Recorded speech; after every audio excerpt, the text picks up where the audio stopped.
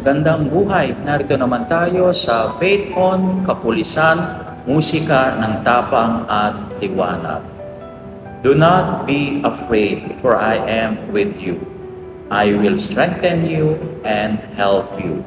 In Isaiah chapter 41, verse 10. Sa gitna ng bagyo, baha, lindol at kaguluhan, tahimik na binibitbit ng ating kapulisan ang pagod, takot at lungkot ng bawat buhay ng kanilang hinahawakan.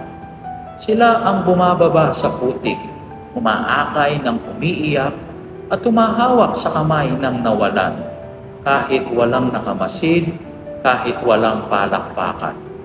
Bawat buhay ng kanilang naililigtas ay nota sa malalim at mahinahong simponiya ng tapang at liwanag.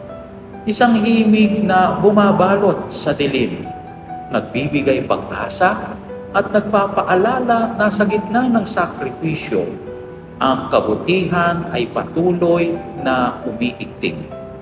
Ang kanilang serbisyo ay higit pa sa tungkulin. Ito ay musika ng puso, isang himig ng tapang na dumadaloy sa bawat tahanan, buhay at puso ng kanilang naaabot.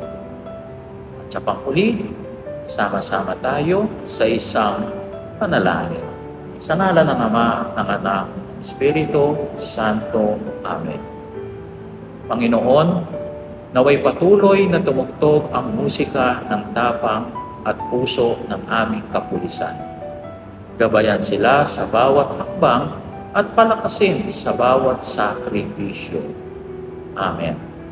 Sa ngalan ng Ama at ng Anak at ng Espiritu Santo. Amen.